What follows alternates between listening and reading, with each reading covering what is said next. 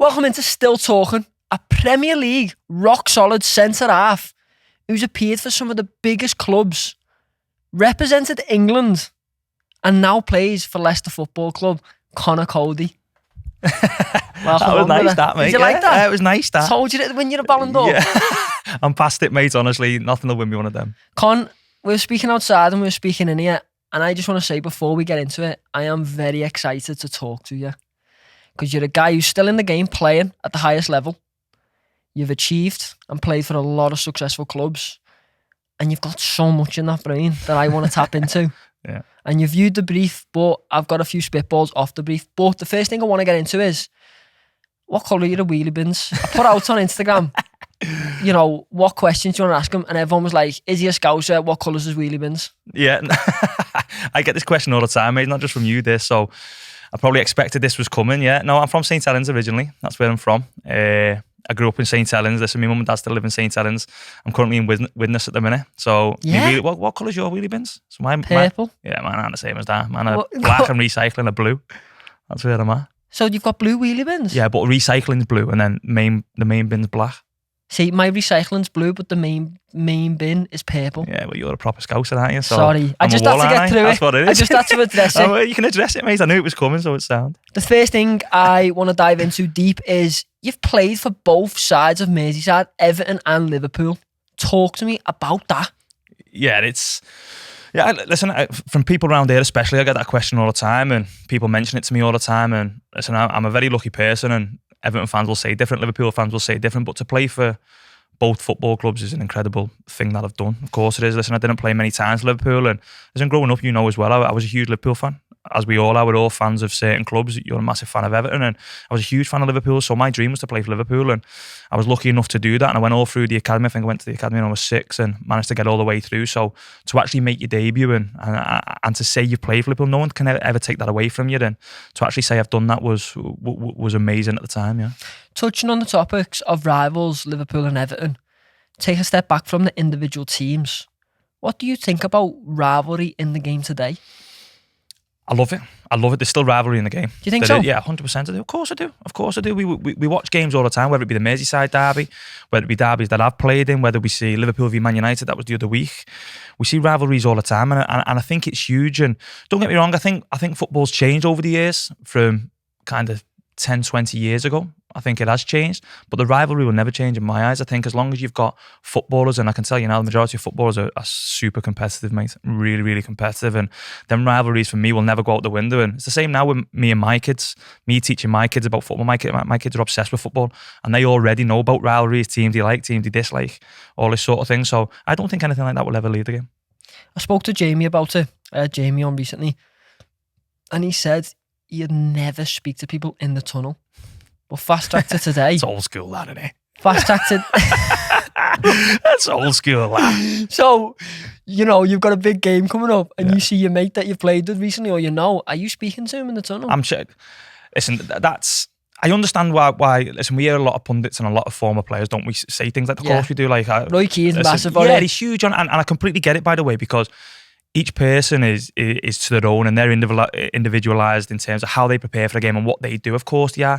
But I think now, in terms of a lot of footballers are mates, to go into a tunnel, and I'm not saying go into the tunnel and give them big hugs and kisses in the tunnel. I mean, you go into a tunnel, you see your mate. I'm going to shake hands with you. If I'm stood next to you, I'm playing for Leicester, you're playing for Everton. I can't just pie you. I can't just pie. I can't just walk past you and think. You're going for dinner with me Saturday night. Do you know what I mean? I'll shake you. Don't get me wrong. I'm not saying big hugs and having a laugh in the tunnel and all that is. All right, like what's happening? And then we crack on. Do you know what I mean? So I'm not fully against the idea of, and I get it, by the way, and I get the former players who've played and who are pundits now having their opinion on this is how I done it, and I completely respect it because the careers they've had is absolutely incredible. Do you know what I mean? So there's no right and wrong answer to it. But to be the complete opposite way, I don't think's right either. Like I said, big hugs and asking all kinds of questions, but a handshake and how's things, like, you're all right, let's crack on. Have you seen that clip of the Neville brothers where they're standing there and they just don't look at each other or stand or even like they don't even know each other are there. They look like they hate each other. Yeah, and you know what? I think it probably goes down to as well. I love watching that video. I love it. I think it's brilliant because we don't see it too often now. 2, the brothers, so to see that's unbelievable. Do you know what I mean? So I love seeing that video, but you very rarely get that now because people are so close. Whether you go with your national teams, for example, when I used to go with England, like the lads were so close, is that when you're going out then to play against them the following week, you see them in the tunnel. It's just a quick I'm not saying go over the top with it. It's a quick high five and off you go. Well, that's what Carragher said. He basically said back in the day, you wouldn't shake hands and you wouldn't appreciate your mate in the tunnel. You'd be like, I'm coming for you. Yeah. But he says that could have been the lack of success England had. Yeah, but shaking the hand doesn't mean you're not coming for them. I get Shaking it. your hands means it's a respect of that's your mate there. Me and you are mate. So I see in the and like I said, I'm not going too far the other way with it. I'm not, mate. I'm not. But what I'm saying is, it's not then saying I'm not coming for you. You're fully focused. As long as you're brave, you got to remember, you don't just fully focus on that game when you're in the tunnel. You fully focus on that game the day before, 2 days before. I'm thinking about the game on a Saturday, 2 days before the game.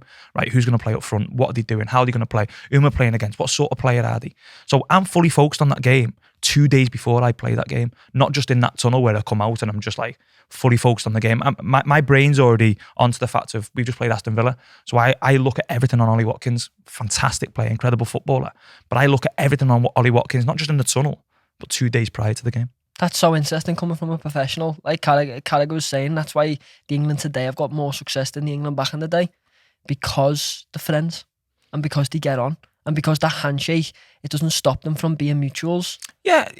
And listen, I can only speak of my own experience of being in the England squad a few years ago. And listen, I miss it. I loved it. I did. And again, I hear stories of professionals from the past of their experience of going with England. And I can't imagine how that was compared to how it was when I was there. Carragher was I can't imagine, because obviously you hear stories of lads from certain clubs sitting at certain tables and all this sort of thing. Like old, year 11 vibes, innit? I don't.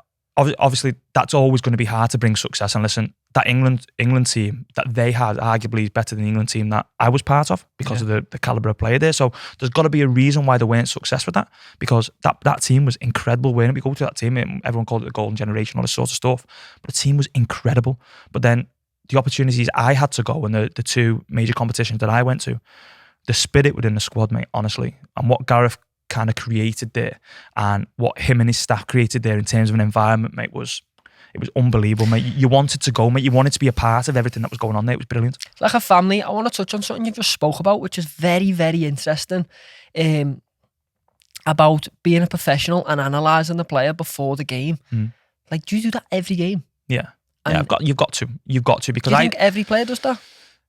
Maybe not. Maybe players who are better than me don't, because they've got. No, honestly, mate, that's true. And listen, people laugh at when I say things like that, but I've got to work hard, mate, to have a good game of football. I've got to, mate, because there's a lot of players in the Premier League who are better than me. So I've got to do things. So there's a lot of players who are quicker than me, stronger than me. So I've got to find every little thing I can to get the most out of my game to make me perform against the striker I'm playing against. So I wouldn't say every player does it, because a lot of players have such confidence in their own ability, they don't need that. Yeah, they like just they're go just out fast, or they're genuinely strong, and they just know. Yeah. So I've played with numerous players like that who are incredible footballers. But for me, I feel it's better to really analyse someone I'm coming up against, not just the player I'm coming up against, but the team I'm coming up against. So did he play balls into the channel? Our balls coming into a striker's feet? Do we need to get tight to an opponent? We played Erling Haaland the other day. Do you have to get tight? Do you have to get hold of him? Do you give him a yard so he doesn't feel it because he's an absolute monster? So there's so many things leading into that game. But going back to it, mate, I focus on that game, like I said, 2 days before the game, in terms of how am I going to approach this and how am I approaching the player I'm playing against. It's so interesting listening to that, because I want to know, that'll be on your brain constantly. So does that affect coming into your personal life, coming out of work? I'm shocking for it, mate. I'm shocking. I mean, missus will tell you the same thing, and my kids. And listen, when I come home, I'm all right at switching off. I'm okay when I get with my boys and I take them to footy. And I struggle to believe that. No, I do. Don't get me wrong. I'm always thinking about footy, whether something's going well or something's going bad and we're not doing great. And listen, at this moment in time, we're in the relegation zone as a team, so we need to put that right. So that's constantly on my brain. It was the same when I was at Everton 2 years ago. It was constantly on my brain, mate. Honestly, all I had in my mind that year was, I can't be part of Everton Football Club when this goes down. Yeah, we'll get onto that a little bit later. Which is absolutely fine. But I'm the same now. I'm the same now at Leicester, mate, because I love footy so much, mate. And to not be successful and to be part of a team that doesn't do well hurts me, and I think about it constantly. So yeah, in the moments I find myself in now, it's tough. And do I take it home? Yeah, but I don't take it home in a bad way. I speak to my missus about it, and whether she just goes over the head, she makes out like she's listening to me, but she's probably not. That's all you need in that moment. Yeah, but I just need someone just to bounce off and just to say things that are going on, kind of, whether I'm happy with myself, because first and foremost, I look at myself when I'm playing footy. Speaking about Everton and when you were at them, let's flip it to the other side of the park for now. Liverpool, where you started everything. Talk to me about it, the start. Oh, it was amazing, mate. It was amazing. Listen, I had the opportunity to come through an incredible football club, fantastic football club, unbelievable coaches. And listen, they gave me the opportunity to be a professional footballer. I would never be that without what they'd done for me. And I learned so much there as a kid, not just as a football player, but as a human being, how it is to be a good person, to be professional, to look after your body, and to play football on top of all that as well. And I've always been, I'd like to think, an all right talker, and a lot of that's come from Liverpool because of how they taught me to do things. So to go all the way through, like I said, I was a huge Liverpool fan. I was as big as what you are, an Everton fan, mate. So to come all the way through, that was always the dream. And I always seen people kind of making the debuts before me. So your Raheems, when he came through, your John Flanagans, your Jack Robinsons, your Susos, Andre Wisdoms, these were all part of my group, Adam Morgans, and these all made the debut. So I was like waiting for that moment. I was thinking, is that moment ever going to come? And I got to kind of 19, 20, and I was thinking to myself, I don't know if this is ever going to come, this, and to finally kind of get that opportunity to play for Liverpool. It was in Europe at the time, it was in Europa League, and it was nowhere that I ever thought it'd be. It was out in Russia, playing against the team, Anzi, who were throwing all kinds of money about, and they had Samuel Eto'o playing up front and all this. It was mad, mate, yeah, it was mad. So to actually do that and to say I'd done that after all them years of kind of growing up there was a special feeling. The wait was worth it? Yeah, 100%, mate, 100%. And it was something I always dreamed of. Brendan Rodgers gave me the opportunity to obviously make my debut. And listen, it was a much changed team, but I played in front of Cara played at the back. And yeah, it was something I'd always dreamed of. And like I said, to do that as a Liverpool fan growing up was special. Yeah. Correct me if I'm wrong, but you played in and around and trained with Suarez, Coutinho, Carragher. Yeah. There's some big names. Yeah. Describe to me the feeling of you walking into the training ground. Was Melwood at the time? Yeah, it was Melwood, yeah. Describe the feeling to me and everyone else watching, what you felt like walking in, knowing you are a massive fan of the club, you support them thick and thin, and you're getting to play alongside the likes of them names. I was petrified, mate. I was petrified. Really? Yeah, I was petrified. Yeah, I was a young lad. Honestly, I was petrified because I grew up watching them. Luis Suarez, like, what a footballer. Do you know what I mean? And I grew up watching these players. Carragher, massive hero of mine. Steven Gerrard, growing up, all these players. So I was petrified first going in, and going back to it. The first time I got told I was at Melwood full time was an incredible feeling, because I must have gone up and I can't really remember it, but done all right in training the times that I went up. And I remember getting told I was there full time. I was in the first team dressing room, and I remember going in every day, mate, and looking around the first team dressing room going, I shouldn't be here. I swear to God, mate. I shouldn't be. Imposter syndrome? 100%, mate. I was sat in the first team dressing room and lads are coming in from having the brekkie or being on a physio bed. And I'm looking at these players, like, didn't want to say nothing to them, even though I speak to you all day long, I speak to anybody all day long, but I didn't know what to say. It was like I took a step back and I'm like, oh my God, this is mad. But having that experience of having that year kind of there full time was huge, mate. I always remember training against Suarez, and Suarez done this thing to me. I was playing centre back in training, and he'd done this thing, and he was literally where the goal is, and he's on the byline, and I'm forcing him out, and I'm thinking, I'm doing a good job here. I'm forcing him away from goal. We were playing small games, and he's literally on the byline, mate, and he'd done this bit of skill, and he flicked it over my head, ran round me and volleyed it into like the in like the near post there in the top bin, right? And I stood there and I went, and Brendan Rodgers said to me, Codes, you've got to get tighter. And I felt like saying to him, he's just flicked it up over my head and stuck one in the bins. Nothing you could have done. There's nothing I could have done. Do you know what I mean? So it was like, and that was the quality that these players had. And like I said, going back to it, I was petrified. Honestly, I was petrified. And that probably hindered me a little bit, I think. But I do think back to it, mate, and think that hindered me a little bit, because there was not a fear, but there was a fear of letting them down, not being good enough to step into that, mate. And I think that hindered me a little bit going forward. Were you closer to the end of your career than you are to the start of your career now as a football player? In terms of, you know, you're in your 30s. Yeah. When you start your career, you're very young. There'll be people in that position now going into the first team dressing room, looking at footballers going, oh my God, getting the same feeling you felt. Yeah. What advice would you give them? Get rid of the fear. It hinders you. Honestly, it hinders you. And like I said, I was very appreciative of being around, because I learned so much from that Liverpool first. I take it with me now. Some of the stuff I learned in that first team, I do, playing with the players that I did and training with the players that I did. But get rid of the fear. However you do it, get rid of the fear. And I try and do it with young lads, and whether that be me as an experienced player now, speaking to young lads who come into our dressing room, which I try my best to do at every club I've been at. I've always tried my best to do that. Like, I was on the phone to him before, but I'm good mates with Tom Cannon, for example, who was at Everton as well. Yeah, I'm top mates with Tom, and I was on the phone to him saying I was coming here, and he's on loan at Stoke now, so I try and speak to him and keep up to date with him because he's a top striker. Tom, I think he can be class. I think he can have a really, really good career. So whether that's experienced players helping you out, speaking to here, making the most of it, but go up there and get rid of the fear and show yourself as much as you can, because the opportunities may never come around again, honestly, because football is, we talk about it all the time and a lot of people speak about it, mate, but there's that 1%, isn't there? So you might only get one chance. Don't waste that opportunity. Do you know what I mean? So even like you name dropped a few people like that were in your group, like Adam Morgan, they're no longer playing. That 1%, it's so thin. Yeah, and it's probably less than 1%. And they were better than me, by the way. Morgan was better than me, mate. Morgan was everything that you wanted to be as a young lad. We all wanted to be goal scorers. We all wanted to be number 9s and score the winning goal and, do you know what I mean, celebrate. You wanted to be that player. So these were all better players than me. Suso's now at Seville. What was the difference? Why are you still playing? If that makes sense. Yeah. I still speak to Morgan and people like this now, but I think my mentality was a little bit different. I think he'd say the same thing. I think if we sat at me now, I think he'd probably say the same thing. And I was so kind of focused on what I wanted and kind of, and listen, we go back to the kind of the conversation about me being from St. Anne's. I think that actually helped me, if I'm being honest with you, because lads who grew up in a city found it hard, because you grow up in a city, it's a goldfish bowl, isn't it? Yeah. The minute you go out, mate, whether you're a young player or you're an old player, you get seen and you're the man. If you're playing for Liverpool or Everton, you are the man. I'm good mates with Jose Baxter. Same, he was the man.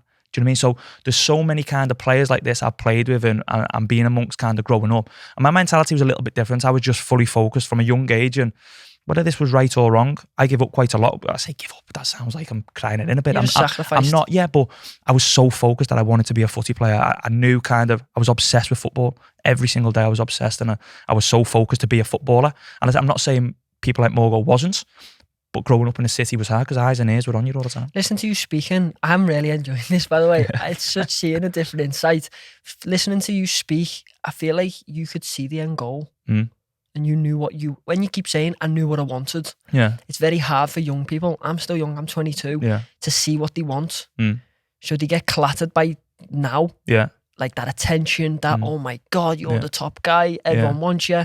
Where you just feel, I get the feeling that you just seen straight down the tunnel and you knew what you wanted. Yeah, and it wasn't because you said the end goal. I've never seen the end goal. I've never thought to myself, now I play football and I've played over 500 games or whatever it is. I've never thought to myself, right, now I've made it. I've never thought I've made it as a footballer. I just wanted to play footy. I loved football that much. I knew if I was a professional footballer, I'd be happy every day of my life. I knew I'd be happy every day of my life if I was a professional footballer. So I wanted it, and I was making sure I was going to take it. So when I was at Liverpool, I made sure every day I tried to make myself better. I worked under coaches, mate, who were fantastic. Rodolfo Borrell, who was at City under Pep Guardiola in his days, now over in Austin in America as a technical director. He was my coach at under 18s. He was unbelievable for me. I was knocking on his door every day. Can we do this? Can we do that? Can we do a little bit extra? I was playing central midfield back then, so I needed to sharpen my feet. So I was too slow. So I need to sharpen it. So it was like, Rodo, can we do this? Fran McPartland looked after me a lot. He was academy manager. He's done incredible things for me. I still speak to him now for advice. I ring him all the time if I need a little bit of advice on certain things. So the people I grew up with there were unbelievable. So I wouldn't say I seen the end goal, but I understood what football would give me every single day of being happy every single day of my life, because I loved it that much. So cool to hear, because a lot of people watch this and take motivation from that. And I want to go to now, you leave in Liverpool, which was to Huddersfield. Yeah, so I went on loan first, mate. I had a season on loan at Sheffield, and I loved it. Honestly, just loved it for what? Guaranteed game time or game time? Fighting for things, fighting for points, fighting for your place in the team. I was playing more of an attacking midfielder role. It's mad because I played a little bit all over the place in the kid because I was younger then. I had some legs. So energy. It was energy. Not quick, but I could run, I could last. I could run 12k a game. And so I ran it and I loved it, mate. Massive club, huge crowd. We were in League One, which wasn't good enough for Sheffield. Sheffield should always be fighting against the Premier League. So there was a pressure there that we had to get out of the league. We never got out of the league, so there was a huge pressure there. But we got to an FA Cup semi-final and we played against Hull at Wembley. I mean, honestly, it was just, I was a young kid to play at Wembley in FA Cup semi-final. And I remember at half-time, a funny story, we had Nigel Clough as manager. Amazing. Again, I still speak to him now to this day. And huge figure, a brilliant human being, a brilliant fella, and helped me loads. And I remember at half-time, we were in League One. It was I say back in the day, like it was years ago, but it was back in the day when if you got to the final, I think you got into Europe. Do you remember back then if you got into the fan? Because I think Arsenal got into the fan. So we come in, we were 2-1 up. We were playing Hull in the semi-final. They were in the Premier League at the time. And we were 2-1 up at our time. We come in and we all just started laughing. That stomach feeling like, oh my... Swear to God, we all just started laughing because we were saying like, we've got 45 minutes to win the game. If we win the game, we're in Europe. League One team in Europe. So we all just burst out laughing. The gaffer, everybody was just laughing. It was brilliant. And we ended up getting beaten. The game was mad. We got beat 5-3. But we had a good go. We had a real good go. So having that feeling first and foremost, mate, of being a big part of I played 50 games in a season. It was a lot. Do you think you being your loan move and then your permanent move to Huddersfield, do you think you felt you were needed more? Yeah, 100%. Do you know what I mean? Yeah, and again, this is probably my mentality of it. Having that loan move, and then I went back to Liverpool and went on tour to America. We went on like Boston and Charlotte and all that, and they had one of the things to America, and I met Brendan was brilliant with me, Brendan Rodgers. I remember him pulling me saying, listen, you can stay here, by all means, not a problem. You'll do the same that you were doing before. You'll be in around the first team. You'll travel to games. You may be on the bench. You'll play for the 23s. I remember it just hit home like, I don't want to play the 23s, mate. I just don't want to play for the 23s. I don't want to go back to playing 50 games for the first team. And then for me, in my head, it was a huge step back to go and play for the 23s. So he said, you can go and start your career. So I was like, yeah, I'll go. And loads of people say to me all the time, was it hard leaving Liverpool? I'm like, no. I had 50 games on loan at Sheffield. That was my next question. Like, looking back, was it the right move? 100% was the right move. 100% was the right move. It was something, and that question comes to me all the time. It was hard to leave Liverpool, and I can imagine for quite a lot of young players, and if young players are watching this, make that decision quick and be realistic about it. I was realistic. I had in front of me Steven Gerrard, Jordan Henderson, Joe Allen was there at the time. I think the midfielders I were never going to get in front of. You were never getting in. Of course I were. But you were honest. So what would have been the right thing? To say you're part of Liverpool, but you're not really because you're playing 23s. So I had in my head, a lot of players may look at it and go, I play for Liverpool Football Club. Not really, because we're playing for the 23s. That's not Liverpool Football Club. Liverpool is the first team, and that's watching Liverpool on the telly every week, fight for trophies. So I wasn't really, can I look after myself and go, right, can I be brave and go, right, I'm going to go and start my career. Let's go.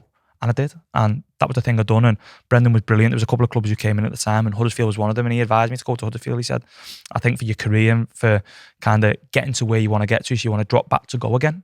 Huddersfield was a real good club for me, and it was brilliant, mate. I loved it there, yeah. Sounds like you've had a touch of luck and a touch of the correct guides through your career to get you to where you are now. In terms of like the way you speak about Brendan, and we'll touch on Nuno later on.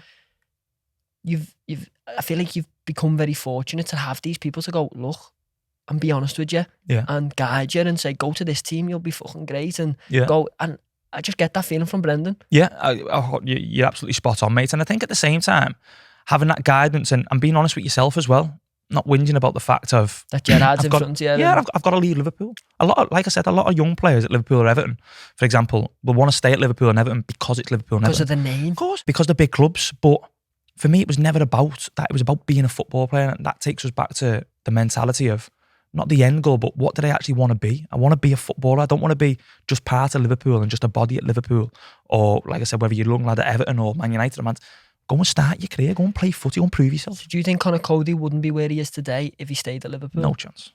No chance. Because by that point, I was 2021? By 2021, mate, you have to be there and thereabouts. Like getting appearances. You can't, for me, you can't still be playing in a 23s for that amount of time. So I think for me, it was so important that I made that move. And like I go back to it in the word and be realistic with myself of where I was at and what I wanted to do. And for me, the goal was to be a footballer. If I'd stayed at Liverpool, I don't think that would have been. So there's any young players watching this, if you're scared to leave your club, leave. Like leave, go and leave and get your appearances. If your scenario finds in that, listen, Raheem Sterling, for example, I played with, he was a couple of years younger than me, I played with him. Raheem was always going to play for Liverpool. His scenario was different to mine because he was getting minutes, he was getting games, he was coming on in games from such a young age. It's all about the scenario. I was different, mate. I was in a different boat where I wasn't, and I was fighting every single day to try and do that.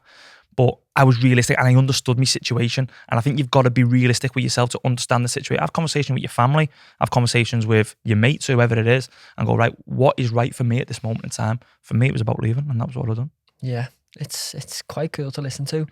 You talk about going to League One, and I think you've had over like 200 appearances in the Championship. Right, okay. I want to talk the jump from the Championship to the Premier League. Huge. And the difference in the quality, strength, pace, whatever it is. Tell the audience, what is the difference between the quality levels? Like, how big is it? It's huge. Mate, honestly, it's huge. It's something that, it's hard to explain to you when you've not done it, but listen, the Premier League is, everyone says it all the time and everyone thinks it's a bit of a cliche that it's the best league in the world. Mate, it's the best league in the world. Honestly, the best players, the best managers, tactical wise, pace, power. And I think now the league this year is the best it's ever been. I really do. Yeah, I think it's the best it's ever been. I think the tactical awareness of managers, teams. We played Aston Villa the other day, and manager like Unai Emery, who is an incredible football manager. We've got that. And listen, this isn't being bad to Aston Villa, but we talk about the big teams in the league. Unai Emery is a world-class manager in my eyes. I think he's that good. Taking Aston Villa to the Champions League, he's not at one of them top teams in the league. Do you know what I mean? So Brentford done incredible. Brighton done incredible. Newcastle now doing the league is so tough to play in. So that jump, mate, honestly, I can't explain to it. And I go back to all them little things I've just mentioned about pace, power, tactical awareness. Everything is a step up. Everything is a step up. So promoted teams now have to do more to stay in the league, and we're in that boat at this minute. So interesting listening to that. What do you think instigated that change in the Prem to be this year as the best? Is it Pep? I think Pep over the last few years has changed footy. I think he's changed football. Really? Yeah, we had Enzo last year obviously in the Championship, and Enzo's now at Chelsea doing an incredible job, fantastic job. Brilliant manager. And he came with ideas that we see Pep Guardiola do all the time. So he came with full back inside. So straight away it was full back inside. And I speak about these because I love footy and I love tactical kind of things in games. And I played in so many different systems and so many different ways of playing. So Enzo comes to the club and straight away it was full back come inside to make four in midfield. So you make a box in midfield. So if you're playing against a 4-3-3, you're always outnumbering your opponent because you've always got four in midfield. But we're doing that by bringing a full back inside. So back in the day, when would ever a fullback come inside? Tough. It would never happen, would it? No. Like you never see it. When I was growing up watching football, you would never see a fullback Even inside. in Sunday League, mate, your fullback stays out there. Midfielders would go, get out of here, I don't want you in here. But now, we had Ricardo Pereira playing last year, and a sensational footballer, mate. Honestly, one of the best footballers I've seen in terms of technical ability and all that. And he could do that. So we've now got fullbacks who can play inside. We look at Trent now for Liverpool in terms of the quality that he has. We look at Man City playing John Stones from centre-back going into... So Enzo came to our club and he started to develop all these little things. At times he had midfielders going in there. At times he played with 3 10s rather than 2 10s or 1 10. So if you think about you're playing against a team 4-3-3, you're always outnumbering your team in central midfield. Now central midfield is a huge part of a football game. So if you can outnumber your team in central midfield, you probably have control of the game with the ball. So controlling the game with the ball is now what everyone wants to do. So now all of a sudden you've got control of the game with a fullback inside, but you've got 4 midfielders in the middle of the park. So as a defender, you're not defending as much because you've always got the ball. If you are defending, you're close enough to your teammates to on transition to react to the loss of the ball. So there's so much kind of tactical awareness that have come into the game that has come from Pep Guardiola and what he's done over the years. It feels to me football's evolved so much that it's half played before the game's even played. Of course it is. The amount of prep you do now, the amount of tactical work you do now on the training pitch, mate, is honestly, it's through the roof. It's through the roof. You must do a lot of homework. Everything on the opposition, on yourself. You work on yourself, of course you do. But you've also, especially in the Premier League, you've got to respect the opponents you're coming up against because they're that good. They're coming with different ways. So when we play at Aston Villa, freshen me out because we've just played them. But they sit off. They're quite a counter-attack team as well because they sit off you. So Nottingham Forest are doing so well now under Nuno, who he done the same with us. He played with a 5 with us, but he's obviously playing with a 4 now with Nottingham Forest. But they sit and let you walk with the ball and let you come. But then when they win it back, Hudson-Odoi goes and Alanga goes and Gibbs-White goes. Pace. And they go for goal. So that's another different way of playing. So you can control the game with and without the ball. With Wolves, when I was at Wolves, we controlled the game a lot without the ball. We'd have 30-40% possession, but we were happy doing that because we had pace on the counter. And it's how you want to play. But I think these different ways of playing, a lot of them have come from the way Pep Guardiola approaches the game. You speak about Nuno and you speak about Maresca. It's the next thing. Like, what are they like as managers? You've played under both. Yeah. I'm not going to tell you to compare them. But what are they like individually? Yeah, I can't compare them because they're both totally different in terms of how they see the game. But the pair of them are top, mate. Top. So to start with Nuno. So Nuno, for example, and I know we went through what you got on your screen there before, mate, but Nuno changed my life. Honestly, he changed my life. His way of looking at the game. And I've got a couple of stories about Nuno. So when he first came in, we knew the calibre of manager coming in. He's coming in from Valencia, played in Europe, and he's come to the Championship, so we were all going. We'd had a poor year in the Champ. We'd finished 15th, 16th, whatever it may be. And he came to us and it was like, he's going to make big changes here because he's coming from Valencia. So we all wanted to be a part of it. So I remember the first couple of days in training, he worked on a back 5. And I'd played centre mid right back the season before in the Championship and breaking a back 5. And I was in the middle of the back 5 and I was a bit like, Or are you thinking like, is he putting me there to make up the numbers or something? Am I not going to be in his plans? Because I'd play centre back, but not in the middle of a 5. I played in a 4. It was kind of like, am I here to make up the numbers? So we trained a few days, and then we get on a plane to go to Austria for pre-season, and we kind of got to gist that he was playing a 5.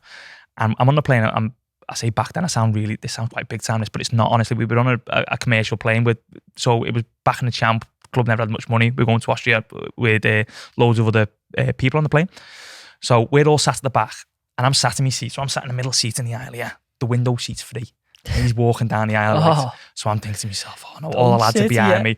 So I'm thinking, he's going to sit here. I can't be having him sat here and all the lads' eyes burning into the back of my head. And that. Next minute, as he's walking down the aisle, he went, sat there, Con. So I was like, yeah, no, he's gaffer. Yeah, sound. Stood up, sits next to me. Honestly, mate, that conversation I had with him on that 2 hours or whatever it was to Austria was unbelievable, mate. He just basically told me that this was now his club. He said, I'm telling you now, I'll have you there and thereabouts the end of the season. This is how we're going to play. I'm going to play in the middle of a 5. And I just took a step back. And, mate, for the whole duration of the flight, he spoke and I listened. And that was all it was. What give him that authority? Why did you give him that you speak and I listen mentality? Why? I just think the way he was. I think coming to the club, I think he knew he had the license to kind of run it how he wanted to run it. I think he knew kind of, at that time, he was probably bigger than the club at the time, and I don't mean that to sound bad, but he was coming from Valencia. He was a top draw manager. So I think he knew coming to the club, this is my opportunity. Changed a lot, and he changed a lot. He changed absolutely everything. We played Werder Bremen in our first game, and Werder Bremen back then were good, mate. They were a good side. And we played them in pre-season. Listen, anything can happen in pre-season, I know. But we won 1-0. And like I said, we had the same players from the year before in the champ. We won 1-0, mate. And you said you finished like 15, 16. Mate, we were top. I remember I was getting the ball in the middle of the park, playing diags, we were playing through lines, we had control of the game, we were counter-attacking quick. I remember coming off after that game, all the lads going, wow, we were good there, weren't we? Like really, and that was the first game, mate, honestly, and it might sound like I'm exaggerating a bit, I'm not, that was the first game. And from then, mate, just his ideas and how we seen the game, and the fact that he never changed. I think that's a big thing, me, with managers, is having a philosophy of play, having a way of playing, having a certain type of football, and never changing. One thing I've noticed you right there and then say though is you believed in him from the minute he came in because he offered and was honest and he was transparent. A lot of situations now in the Premier League and all across football, managerial positions change like that. Yeah. The one thing that made Nuno work at Wolves was you believed in him. Yeah, we believed in him, but also we believed in him because of how he approached the work with us. That's why we believed him. We understood what he was doing. He simplified everything, mate. He painted pictures for us. Honestly, everything was so simple. So we were very much a team in a mid-block. We'd play a back 5. We'd play 3-4-3, 5-2-3, 5-4-1, whatever you want to call it. That's what we play. We were in a mid-block. So something as basic as we would let teams have the ball. So as they'd come to us, we'd force teams in. So he used to say a word about circulation, let the ball circulate. So he had someone in his team who could talk like me. And I lived on every word that he said. Honestly, I hung on every word that he said. I loved it. I just loved his idea of football. I loved how it was a little bit different. I loved how it was clever.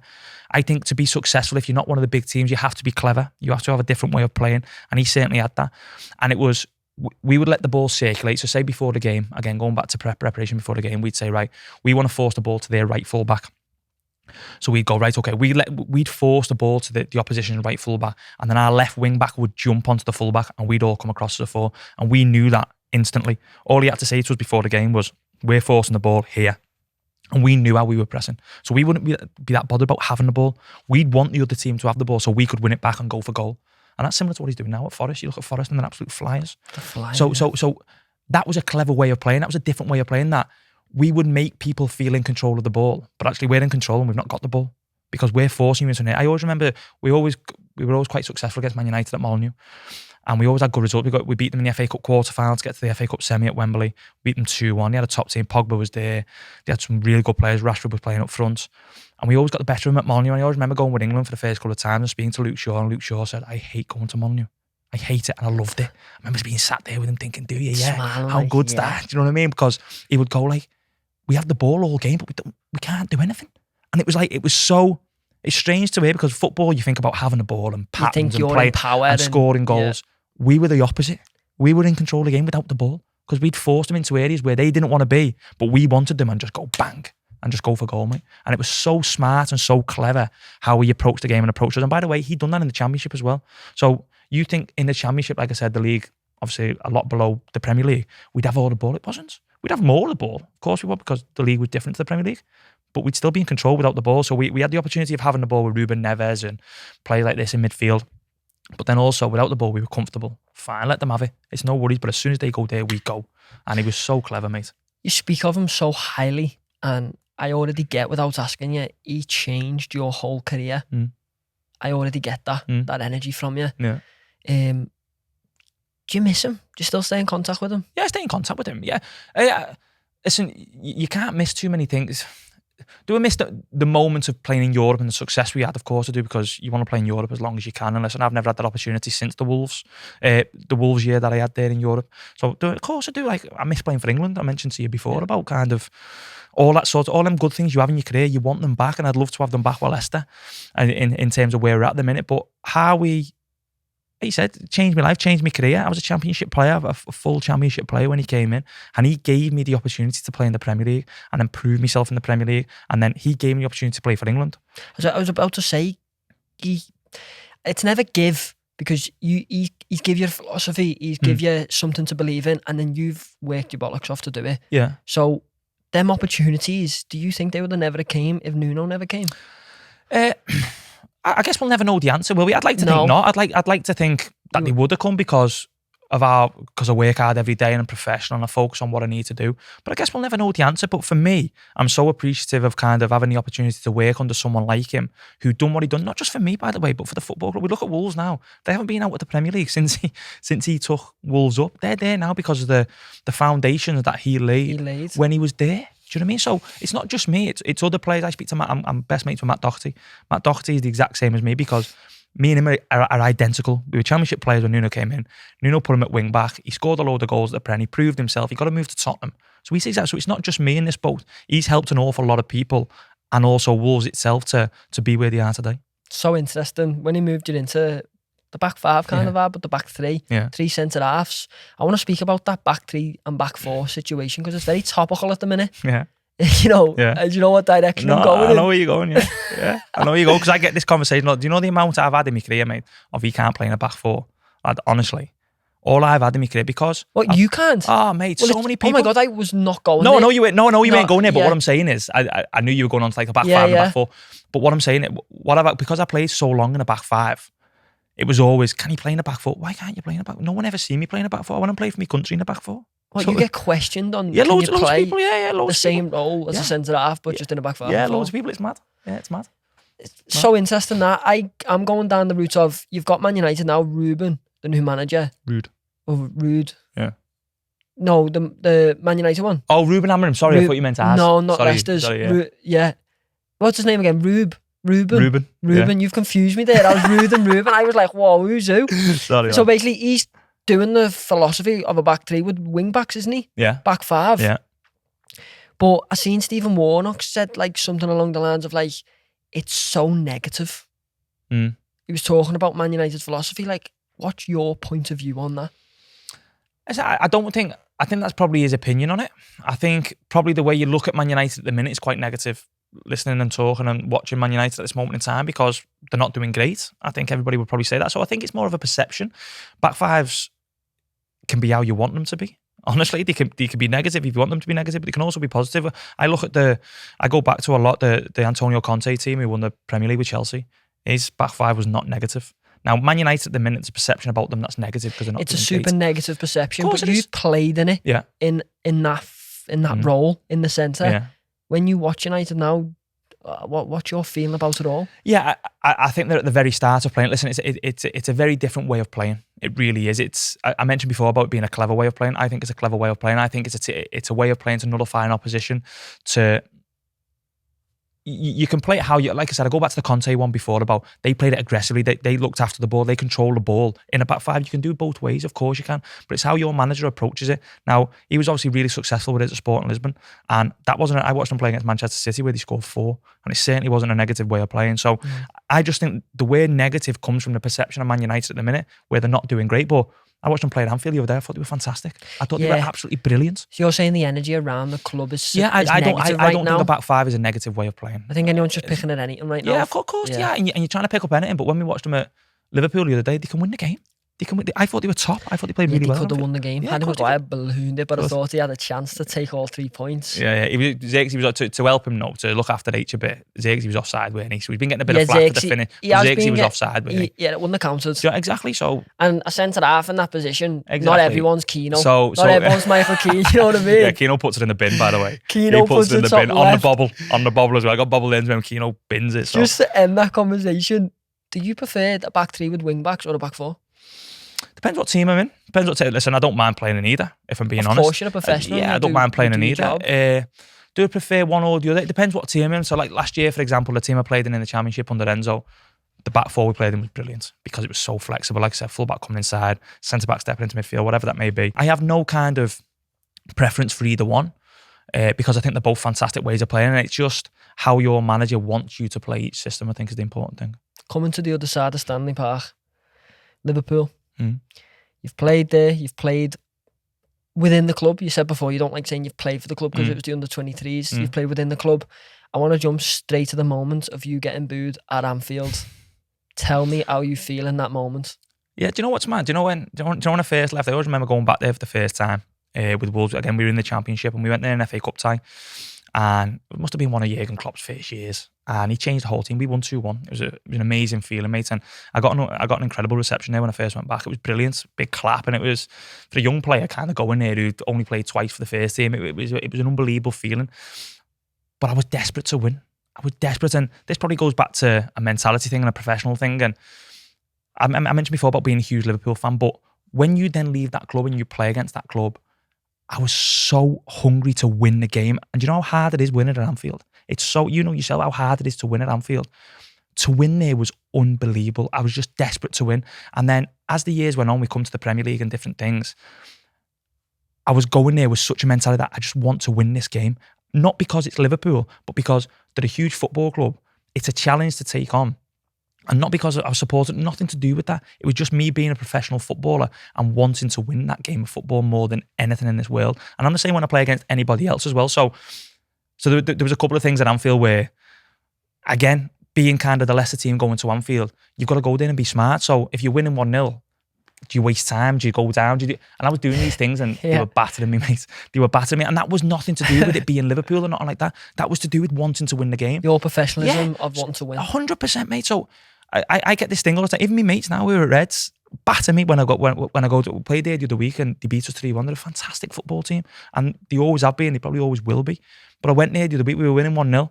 And I'm telling lads to stay down on that. Not because it's Anfield. I do that everywhere. Because you want 3 points. Because we want to win the game. We want to win a game of football for Leicester City. I'm playing there for Leicester. And all I care about is Leicester City at this moment in time. When I was at Everton, all I cared about was Everton. When I was at Wolves, all I cared about was Wolves. And I'm exactly the same now. So the fact that I get booed now is just how it is. Listen, I've played for Everton. I love my time at Everton. It was incredible. I'm sure we'll go on to it. But it is what it is. It comes with the territory. Well, you said about your mates being Reds. Who do you support, Liverpool or Everton? Listen, I grew up a Liverpool fan. But when you go and listen, if you speak to any professional footballers, to support that team when you play against them every year is hard, mate. It's hard.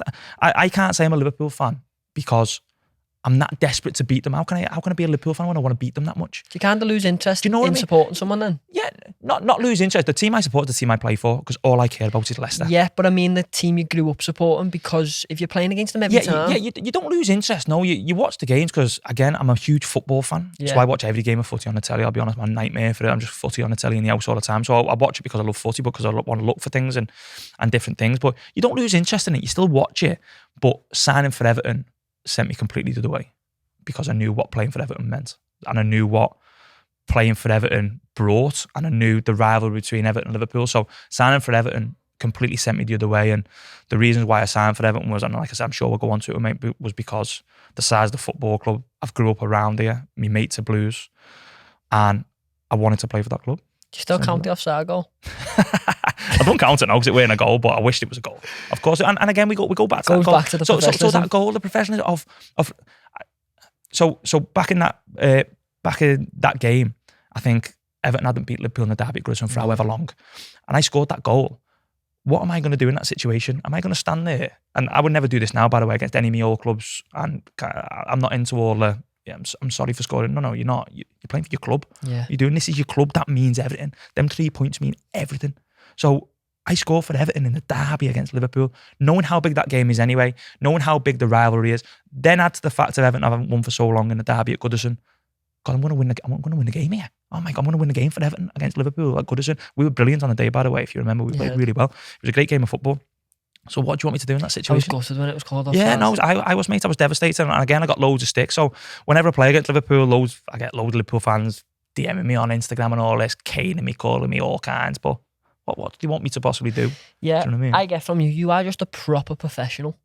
Yeah. You are a proper professional. Yeah, I love my job. I love playing footy. I love everything about it. You sacrifice your personal, I wouldn't say needs, but like you supporting Liverpool, you put that to a side and go, my career. Yeah. I am my club who I am playing for at that moment in time. Yeah, you've got to be, haven't you? You've got to remember, mate. When that club signs, when Leicester City signs you, they sign you for a reason. You've got to go to that club and do everything in that job to make that club successful. If you don't, that's your fault.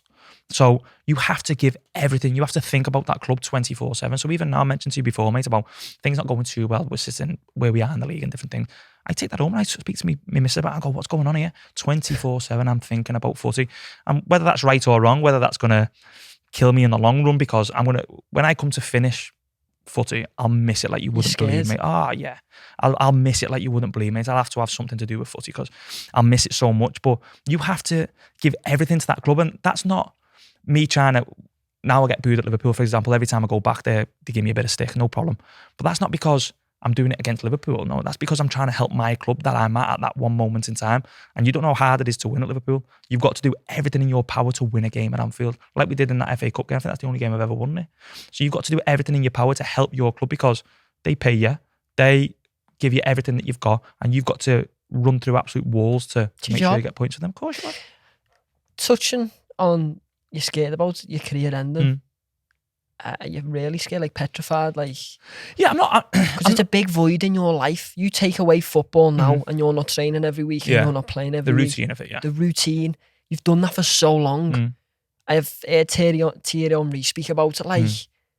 It's like, what do we do? I'm lost. Yeah, I'm not petrified, of course, not because I have 4 boys and I have a wife. And they'll keep you busy. Yeah, of course, yeah. And listen, they've sacrificed a lot as well. They don't see me quite a lot as well because I spend so much time training. I stay over in hotels. I do different things. I stay wherever I need to stay.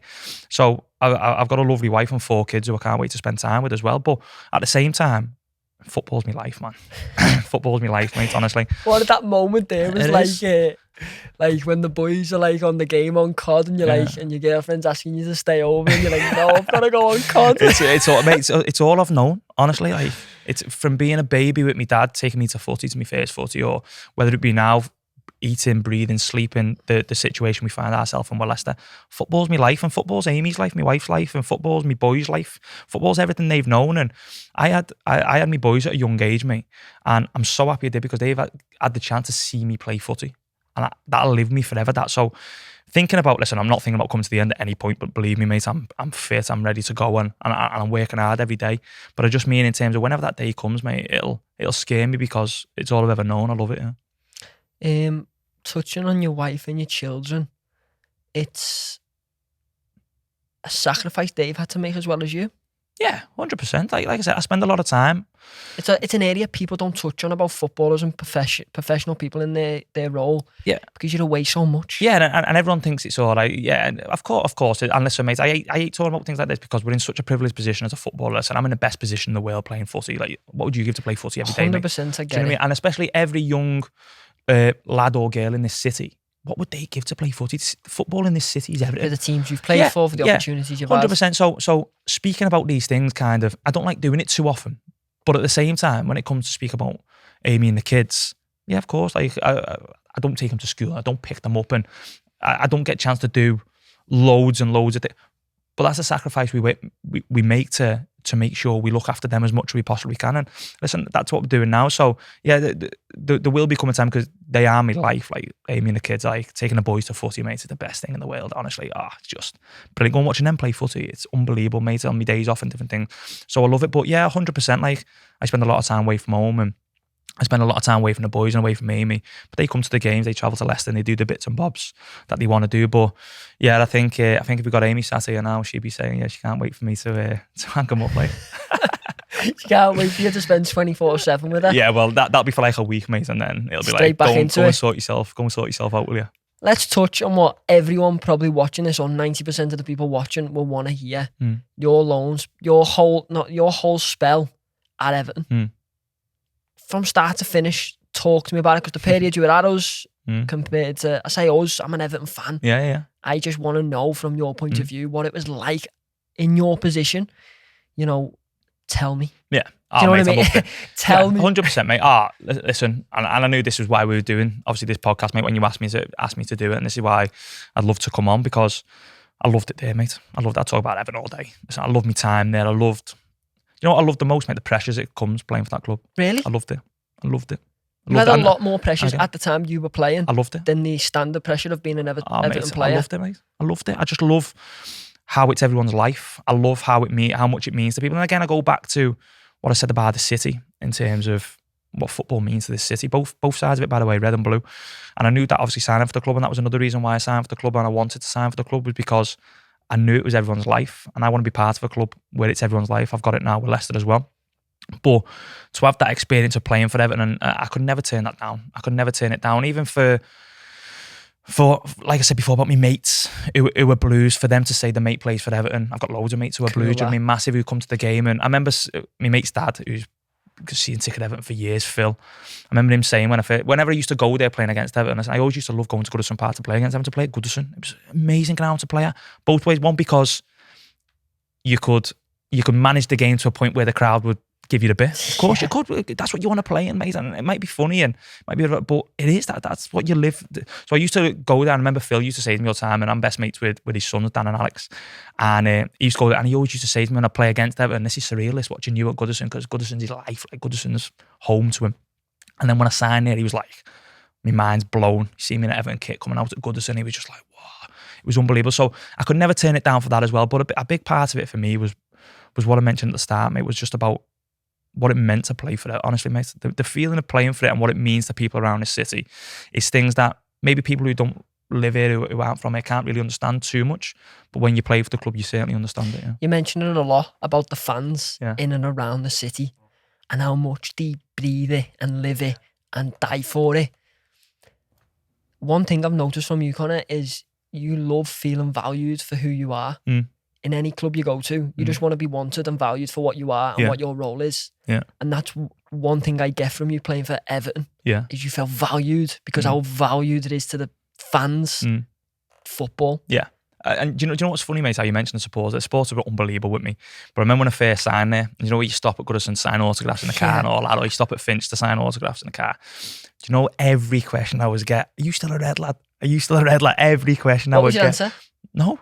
I've just explained to you there now, because of how much I was desperate. That's always been my thing, because I was so desperate to win. If I was still a red, I wouldn't have signed for Everton. Yeah. You can't, because you've got that affinity now. Like I said, people might look at me and go, how can you turn that off? But I'm in a different situation where I was playing against that club every single year. And I was so invested into the club I was at, whether it be Wolves or Everton or whatever. So I used to get that question all the time, right? So I would sign things, are you a red lad? Are you a red? And I go, no. And then I think after a certain amount of time, certainly after the derby, the performance of the boys and the goal that wasn't a goal, fine, whatever. But I think certainly after that, people started to look at it and go, do you know what he's one of us here? And I think I turned it around a little bit, but I loved it. Like, even going in and answering them questions, I loved how invested people are. I just think it's brilliant how much it means. Like, if they had a red playing for them, they'd batter me. I understand what this podcast is going to do in this show, because I already understand a different side to you, but just by sitting here and talking to you, which I'm very grateful for. Because when you think of someone who's played within Liverpool and signed for the rival Everton, you think, what's going on here? Oh my God. Yeah. But I see the different side and the professionalism of you as a player, that you clean cut any past to focus on the club you're at, and I just value that so much. And 100%. When you were playing for Everton, it was difficult. We were going through things, you know, and you did turn that personal battle around of like, are you a red? Are you still a red? Yeah. And you turned that around by performing and showing people you're committed. Yeah. Like, What went through your head when you never got kept? Yeah, it was. Do you know what? At the time, mate, obviously, listen, looking at it now, I'm at an unbelievable club filled with brilliant people. But kind of at the time when you're looking at it, and listen, when I signed for Everton, I was fully set on staying at Everton. That's what I wanted to do. That's where I wanted to be. And Frank obviously signed me, and there were situations kind of involved in it where I'd agreed everything. Listen, I'm not speaking out of turn here, but I'd agreed everything before I started seeing because that's where I wanted to be. So I agreed everything pretty quickly. It was a no-brainer for me. As soon as I got kind of the phone call off my agents of, listen, Everton are here. This is what they want to do. This is how I was like, yeah, bang, let's go. Because things were tough at Wolves at the time. So I was like, let's do it. So I'd agreed everything dead quick. It was dead quick for me because I wanted to be, I said to you before, I wanted to be part of it. I wanted to be part of everything that involved the football club. So towards the end of the season, when it was kind of going a bit, no one was kind of coming to see me and no one was kind of coming to speak to me. So I kind of left it. I was old enough to understand the situation of where Everton at, what's going on, financial situation, all this sort of stuff, no problem.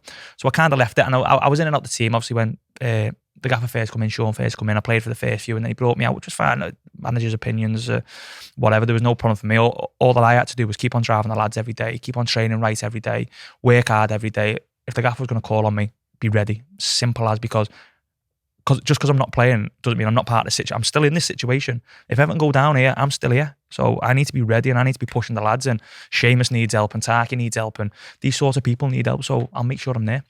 So as the season went on, the situation was bigger than my situation. Do you know where I'm coming from? So you put the club before your needs. Because my situation wasn't even minuscule compared to the situation the club were in. If Everton Football Club went down that season, it'd been catastrophic. Yeah. Never mind my situation, it'd been catastrophic. So for me, I had nothing to do. I weren't bothered about what was going on with me. So I left it, no problem. But put it to the back of my head, to be honest, I didn't even think about it. I was coming home every day speaking to him. Don't even speak, it's Everton. Don't worry, let's get out of it. Let's do this, let's do that. So obviously then we comes towards the end of the season and I think I'd come on again. I think we got beat to City at home and I came on at the end. Done all right, played quite well, never conceded any goals, ended up 3-0. And then we played Wolves the following week and I couldn't play because I was on loan. I think he scored last minute, if you remember it. We drew 2-4. It was a big point for us. And then what we done then that week leading into the Bournemouth game, I'll always remember it because the gaffer never used to work on it every day. He'd work on his team like the day before the game. We worked on the team every day. So we knew the team from like the Tuesday. So we worked on the team because obviously we all understood how big it was. That game, it was do or die. It was literally win or you're down. It was as easy as that, mate. Do you know what I mean? The pressure was... Gives me goosebumps. That was as high as it's ever been in my life. Do you know what I mean? So we worked on the game on the Tuesday and we knew he was playing a back five. I knew I was playing. So all of a sudden I'd not played for 4 months and it was like, are you going to play against Bournemouth? But again, that goes back to probably, I don't know, professionalism of, like I said to you, when I got brought out, like, what do I do? Do I mope and go and bang on his door? Why have you brought me out? No, Everton's better. Everton's bigger and more important than me knocking on his door saying, so the gaffer's opinion, you crack on. If you need me, I'm here. I'll train right every day. So obviously I played in the last game and the last game went how it went. And listen, from a personal point of view, it couldn't have gone better. We won, we kept a clean sheet and we stayed up. So then obviously we played that game. Mentally, mate, I was drained. Like I couldn't even tell you, mate. Leading, I was so nervous. I think everyone was like that. Yeah, I think so. Yeah, I'd like to think so anyway. Because going into that game, mate, I was so nervous. I mean, the mentally drained side, like it's a lot to take. Yeah, 100%. But what I will say about that, about after, you know, the 5 minutes after the goal, I always remember obviously I was playing, so I didn't hear it, but after the game, I heard Neville say, I think he was doing commentary, and he said, "This is the loudest I've ever heard the stadium." What was going through your head when we scored that goal and you're in the back line? First and foremost, what always goes through me head is when we score, don't concede for 5 minutes. Because they say that's the... Yeah, because you're on a high, and all of a sudden, like, you can see the goal dead quick. Make a mistake. Yeah, do you know what I mean? So my big thing is when my team scored at any point, I'll always, you probably see it now if you watch the game, I'll always tell whoever scored to stay there for a minute. Just milk it, go to the crowd, stay there on your own, enjoy it for a minute, and then just take your time coming back. Walk back. Just take your time. And then I'm saying to the boys, 5 minutes, we do not concede. Don't even concede a chance. Just don't concede, and then we'll build our way back into the game then. Fine. So that was the biggest thing when it first went in, but mate, the noise, man. Honestly, mate, the noise when that goal went in, mate. I've never heard anything like it in my whole life. So that was unbelievable. And then obviously the game happened and you're doing interviews and it's like, Everton can't be in this situation again and blah, blah, blah. So then I think the game was on the Saturday or the Sunday and there was a clause in my loan that I needed to know by the 31st of May, I think it was, which was the Wednesday. So the days kind of went on, I heard nothing. So I was obviously speaking to my agent saying, what's going on here? I don't know where I'm at. Like, I'm staying at Everton, which is what I really want to do, but where are we at with it? And he was like, I've not heard nothing. So it got to the Wednesday and we kind of just got a phone call and I got a phone call from the gaffer and he was great, mate. Listen, he was great. And it wasn't a bad phone call at all. It was a phone call of, listen, Con, this is the situation we find ourselves in. This is where we're at. This is what we're trying to do. And listen, I think the following, I think the summer, Jared come back and what a player Jared Brandt was. Fantastic, do you know what I mean? So what a centre half. yeah, from my point of view, there's no problem. The conversation was great. I still speak to Sean all the time now, to be honest with you, by text, whether Everton have a good performance or whatever it may be. So there was no kind of anything about it. It was just a man's conversation, and that was where we were at. So was I gutted? Yeah, of course it was. But then another door opened and I got a massive opportunity to sign for Leicester. Yeah, so there's no hard feelings there. It's more as it's the best way I can describe it as a fan is it's just football. That's how football is. Of course it is, mate. Yeah. Of course it is. And we all want things in footy. You'll want things as a fan. I want things in footy, playing footy. Listen, we all want things in footy. But what do you do when that doesn't happen? It's like playing. What do you do if you get brought out the team? Do you mope and sulk and toss training off? What do you do? Or do you go, listen, I'll have a go now for my own good. I'll keep myself going. I'll keep myself fit if I'm needed. You've got choices all the time to make. So do I have it out on the phone with Sean Dyche and go, why not? That mentality though, for you to keep fit, even though you're coming in and out of the starting lineup, to be ready for that game. It's hard though, mate, coming out. Honestly, I find it tough coming out. I struggle not playing, me. I'm bad at not playing. Like in terms of, for myself, not bad around the group or nothing like that, because like I said, I'll just push myself every day. Like, so when I was at Everton, to help Seamus, to help Tarky, to help people drive through the game, to help Picks, to get the lads going. And what I can say about kind of that year at Everton, we had some good characters, you know, some real good big characters who kind of drove it. And I was making sure I was doing that, but I hate not playing. Oh, like sitting on the line and watching the lads play. So you from going to not playing, doing the thing you hate, not playing, to playing that game. It's like, how'd you do that switch? Like you've got to do that. I don't know how I do it. You've got to do it. First and foremost, I was buzzing, I was playing. I get it, but how do you do that switch of like, oh my, I haven't played and I've been, you know, I'm doing the thing I hate, not playing, and to go and play a big game like that. Yeah, there's always that in your head, mate. I'll be honest. There's always that in your head of, I've not played for so long. But you've got to get it out your head as quick as you possibly can. Because first and foremost, I think in a game of that nature, I don't know who, but I can imagine there's so many football players in the world. Some players might shy away from a game like that. Some players might. They might not. They might not want to play in a game like that because of the pressures it brings, especially at a club like Everton. But I was buzzing. I was playing. All I wanted to do was play. Honestly, I was desperate. So when I come on against City the week before, all I had in my head was, I want to start next week. I just want to start next week. That's all I want to do. So the fact that I was playing first and foremost, I was buzzing with. And then I look either side of me and I go, Tarky's one side, boss. And I look the other side and go, yeah, he's a beast. So we're sound here. We're all, do you know what I mean? We're all right here. We're solid. And then you go, I can't remember who played right and left back, whatever, Miko or whatever. So, but I look around and I go, yeah, we've got good characters here. This is a big game for big characters and for good characters. That'll get us through to a certain point, and then we've got to show a little bit of quality somewhere. And we did. And listen, what a goal it was, Dukes. And I look back on it now with a smile on my face. Could it have been different? Yeah, of course it could, because part of it. It was so close. And I always remember, mate, I was going to say it actually, I was thinking about it before I come here. I remember in the first half, I don't know if you remember, I think Leicester were winning. That was a bit ironic, really, that I'm now at Leicester, but I think Leicester were winning. And I remember defending a corner, and the away fans were obviously in the corner where at Goodison Park where they are. And I was facing that way because the corner was coming in from that side, and we were defending it. And all I could hear was the Bournemouth fans singing, the Leicester boys are 1-0 up. My ass went, you know, lad. Oh, lad, my ass went. Honestly, I'm not sworn you on this, but lad, honestly, I was listening to him thinking, oh my God, come on. Come on, do you know what I mean? Like, we have to, like, I swear, mate. We had to win, didn't mid-game, we? Yeah. Like mid-game, mate, I had goosebumps. Do you know what I mean? Full-on goosebumps. Thinking, I've never had that in a game. Like, when you're in a game, you're in a game.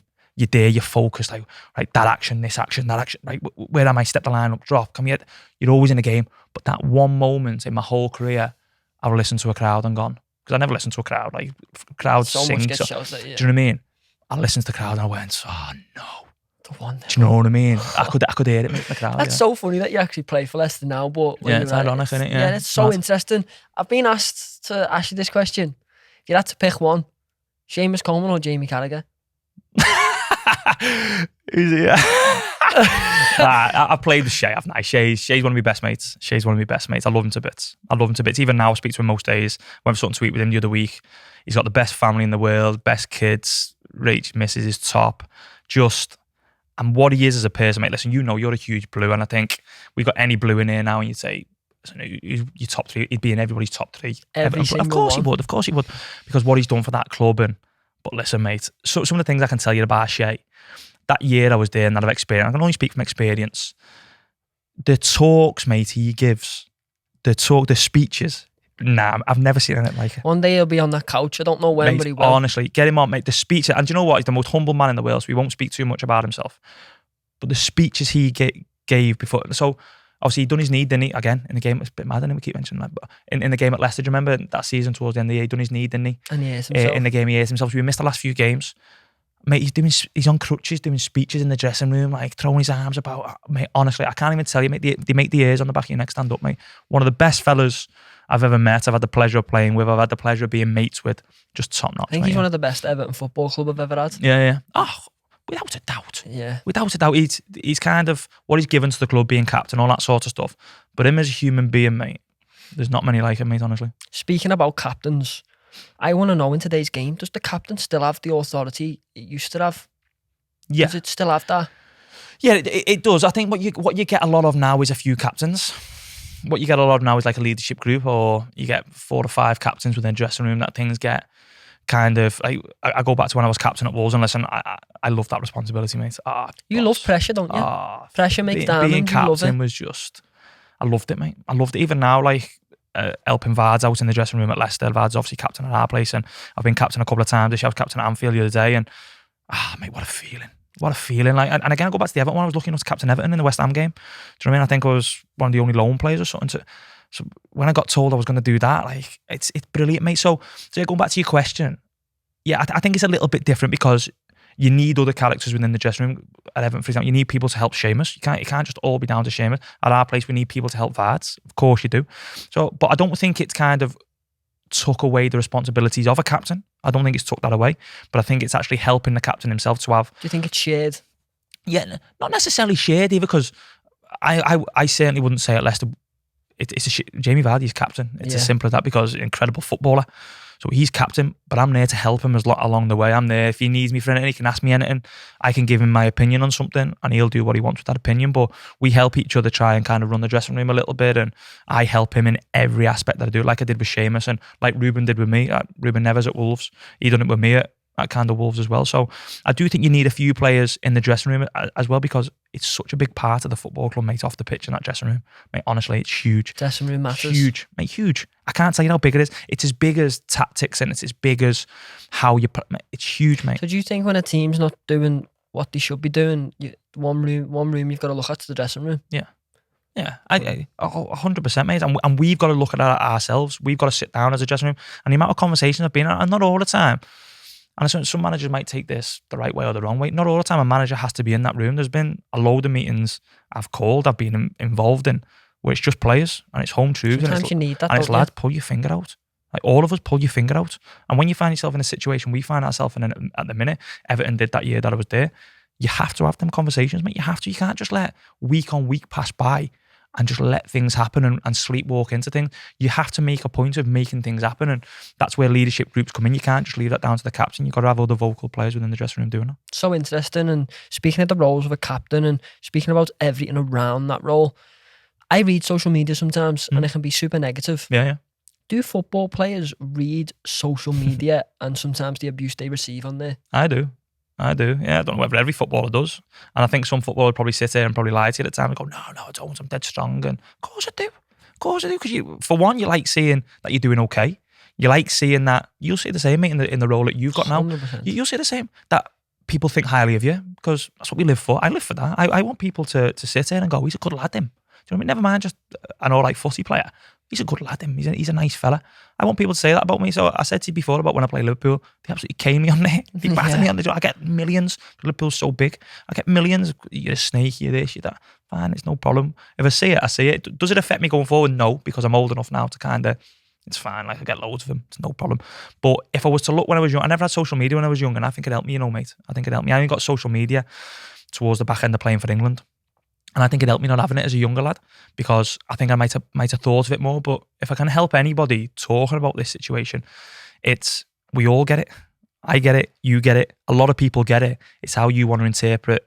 Does that person who's sending that thing to you, or does that person who's saying that thing to you affect your life in any way? You're not going to see them, are you? No. And if they see you, they'll probably ask you for a picture at some point. Do you know what I mean? That's just how it is, being a footy player. So, they will see it, yeah, of course I do. But you might get some people who say they don't see it, but I think they probably might. Yeah, 100%. I understand you see it. find it so interesting that it will affect some players. Possible. And it will play on them and it will affect results. Do you think it's hard for a player to receive social media abuse and still want the same need to play for that club if the fans were hating on them? Yeah, I think it depends on what sort of character you are, mate. I think it depends on kind of how you interpret these things again. But it's tough. Of course, it's tough. Like I said, as human beings, mate, you got to remember we're all human, aren't we? We're all human beings at the end of the day. And you want to be liked. And if you don't want to be liked, then that's your own problem. But you don't want to be like, you want to know you're doing a good job. Yeah, you don't doing a great job. Do you know what I mean? Like, I want to know I'm doing a good job for Leicester. I certainly get told when I'm not doing a good job. I certainly get, do you know what I mean? People are quick to tell you when you're crap or you've had a bad game. I know firsthand when I've had a bad game and I go home and I'm raging about it. So I don't need somebody to tell me that. So it is tough. Of course, it's tough to see that sort of things. But getting around it, what the answer is to get around it, I don't know if there is an answer. But is it hard to kind of understand and see them things coming in? 100%. 100% it is. Yeah, and the reason I ask around this question is nothing to do with anything I've got or anything I'm involved in. It's the actual fact of social media and football teams and professional sports right now. Because everyone can put an opinion on anything. And you've got your own Instagram. Everyone's got their own social media. So I just wanted the simplicity to know, like, do you see it? And the fact you do, I think will open a lot of people's eyes. Yeah. Because sometimes people leave a comment. Yeah. And probably think, oh, they've got someone paid to run that and they don't see it. Yeah. But the fact you've just openly said, you see it. Do you want me to tell you something? So the other week we had a stinker. We were terrible against Wolves. We played Wolves the other week. They beat us 3-0. They just got the new manager. And we played at home. And I was raging with the game. My head was gone, mate, battered. Got home, didn't speak to him. I was fuming, mate. I was raging. And I sat there and I thought to myself, I need to put something on here. We can't just be quiet after a performance like that. And I said I said things in an interview, but I felt like, because I have a lot of Leicester fans who follow me and people who follow me, whatever. But more to obviously to Leicester fans to say, listen, lads, listen, everybody, we're feeling this. You'll see on my Insta, we're feeling this. Like, that weren't good enough. Like, the league throws up challenges that we've got to adapt to every single week. And I put a post on, and I turned off the comments. On the post. Now, this is me. I do my own Instagram. I know a lot of people have their Instagrams, run for them, whatever. I do my own Instagram. And I turned off the comments because of this, what you're talking about, because I couldn't be bothered seeing people go, you crap, or you this, or I couldn't be bothered. So I made sure to put it on, and I turned it on. That's the only time ever on my Instagram, because I'm very lucky, actually. I get a lot of really nice ones from me. Oh, of course I do. Of course I do. People are amazing with me. But I couldn't be bothered in that situation of having loads of people comment on me things saying, lad, you're miles off it, or lad, you were crap today, or get a grip at them, or all this. I'd rather just let people know and it be as transparent of, listen, that weren't good enough from us today, and that's coming from me who played in the game. That was not good enough, and I'm telling you now, we're doing everything in our power to put it right. And sometimes you just want people to hear that, and you don't need anything off the back of it. Just know we're trying to put it right, and that goes back to obviously your question of, that's the only time I've ever turned off any sort of comment. I feel a bit not wrong, but I feel a bit bad for putting you in a situation to answer that question or topic, because it's it's all right, I get it, it's such a thingy topic though, of like, it's touch and go. Like, you know, everyone receives hate, and you don't want to be seen as like you said before earlier in the podcast, you don't want to be seen as playing that you're losing, because you've got the best life you've ever wanted. You've worked hard for it.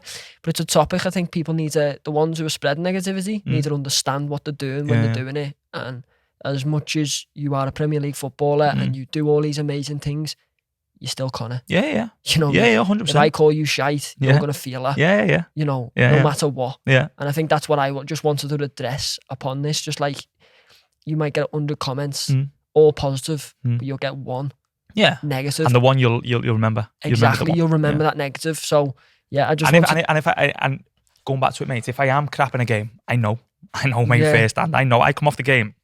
I've had a poor game, which I've had numerous of, by the way. I've had some real poor games in my career. So already tell you're very hard on yourself. Yeah, I've had some real poor games. I know coming in, my head's in my hands, and I'm going, I was nowhere near the level today. I need to liven up. And I go home and I say to me, I say, I need to liven up, and I'll ring my dad, and my dad will go, you need to liven up. Do you know what I mean? That's what my dad does. He's done it my whole life.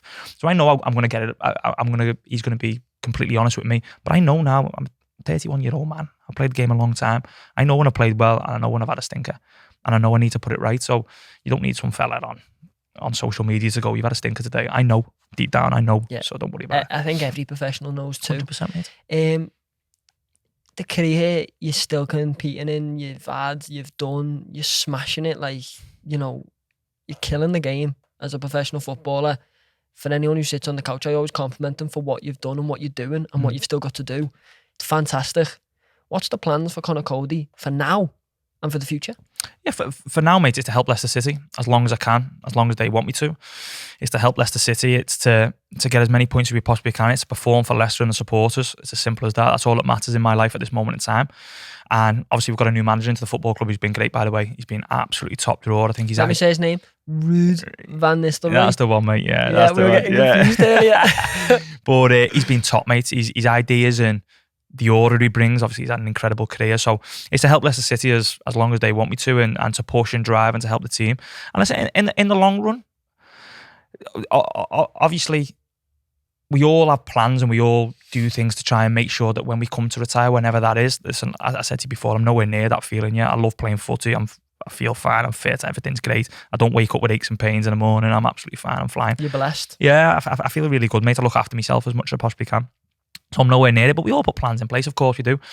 Obviously, you mentioned before about the punditry stuff and manager stuff and coaching stuff. I love both, mate. I love both. And I've obviously been lucky enough to have the opportunity to do a little bit of the punditry stuff and different things and dip my toes in a little bit and done a bit of the BBC and stuff like that, who have been amazing with me, mate, just to give me them little opportunities. And listen, when I've been doing them ones, I come out the team at Leicester a little bit and it just gave me something to focus, do you know what I mean, to help Leicester, but put my mind to and just try a little bit of something different. So that's been great. And I'm on my way for there as well, on my coaching badge, which I love doing. I said to you before, mate, like, I won't be able to live without footy. So the idea of that absolutely breaks me. So something will have to be done. I'll have to make a choice on what I want to do. Something to fill that void. Yeah, 100%. And whatever that is, I don't know, but am I planning?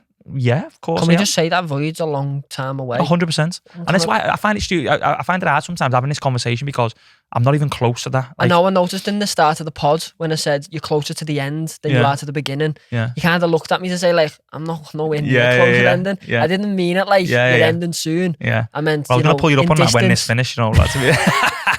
You see me with a black eye, Conor Coady's hit me. No, but listen, I think if I sat here and said, oh no, I've not even thought about it, I think I'd be lying. Of course you would. I think most people think about it at some point in the career. And listen, it's not just now I've started thinking about it. I done my UEFA B at Everton 2 years ago. Yeah. Do you know what I mean? I done my B there because we had the opportunity to do it and I wanted to do it and I wanted to learn and see if I enjoyed it and I loved it. I actually loved. I coached Alison Armstrong, which was mad, and he's now playing the first team. How old to feel now? Do you know what I mean? But he was in the 16s, obviously at the time. We were doing his team, and listen, we knew then he was a good player. But yeah, to have the opportunity to do that was great. So I done that. So I was planning 2 years ago. So I done that 2 years ago. Speaking about Everton, you've got us on the 1st of Feb. Yeah. I'm not going to put you in any situation. It's the last time you'll ever play at Goodison Park. Yeah, amazing ground, mate. Amazing ground. I said to you before, mate, about I've always loved playing there, whether that be for Everton, whether that be against Everton. It was always an incredible ground to go to and feel. And there's everything about it, the changes, the tunnel, how thin the tunnel is, walking down, then up into Goodison, the songs, egg cars, everything that comes with it. You're going to get there 5 minutes early? Then you call Sam to take it all in. Yeah, no, listen, mate, it's going to be missed, innit? It's going to be missed. It's going to be missed by you. It's going to be missed by me. It's going to be missed by all Blues. And I actually think it'll be missed by everyone in football because I think the ground and the history that it brings and the atmosphere that it creates, I think is special. And I just hope that they can recreate that at Bramley more. I think that's something that they've got to take with them. That atmosphere that comes with playing at Goodison Park, mate, is huge. Whether you're for or against, it's huge, mate. It's my huge. opinion on taking it with them. I think no matter where we move, it will, because the fans. I agree. I agree. The fans, like. I agree. I think Goodison's nothing without the fans. 100%. And we'll always have the fans. And the reason we talk about Goodison, mate, is because of the supporters. Yeah, when everything I've just mentioned there is because of the atmosphere. The atmosphere. It's because of the atmosphere. So you don't lose that atmosphere. That atmosphere just moves from there and goes to there to obviously the docks. And listen, when they move, it'll be amazing for the club. We were speaking about the ground before, weren't we? What a ground that is. Do you know what I mean? It's unbelievable. So it will be amazing for the club, but there will be that little bit of a thing of, it's a special ground, Goodison, yeah. Before we end, speaking to a few of the lads, and they've told me to ask. When you say a few of the lads, your mates, you mean the Blues, though? Is that what you're going to tell all the camera eye? I'm mates with all the Everton players. Nah, that's why I never said that. So he's putting me in a position here. That's why I never said that specifically. I just said a few of the lads playing COD, and I want to know, what is this thing about a washing machine? Before we carry on, what do you mean you need to grow up playing COD? Well, I play COD and then I'll text. What's going on here? I'll text them and just say, I've got codes on. And I know they've been teammates with Playing you. COD. Taki better not be playing COD with you. Nah, Tak doesn't play COD. I was going to say, he better not be playing COD. The washing machine. The washing machine, right? So, you know the rondos, don't you? Yeah. The rondos before training. So, when the... it's hard to explain, really, lad. So, when the ball's going around the box and you're in the middle, you're chasing. But it can find the balls just popping around the edge. Oh, don't popping and popping and popping. And you end up shouting, you're in the washing machine. They've made me say this to you. You're in the washing machine. You're in the washing machine. That's what the washing machine is. So you end up in a circle and you end up dizzy and it passes. So you get to 20 passes, you're in again. But you're in the washing machine. You have to stop the washing machine, mate. You have to cut at some point. You have to, when you're in the middle, you have to just take a breath and go, right, we need to get pressing again here. So that's the washing machine. So you were constantly in the washing machine? No, is that what they're saying? No, that I was constantly in the I I'm weren't constantly in the washing machine. If I'm asking you about the washing machine, No. would you constantly I in the weren't washing in the machine? That's them just stitching me. I never go in the middle. Ever. I just don't go in the middle. You never give the ball away? Don't give the ball away, and it's never my fault.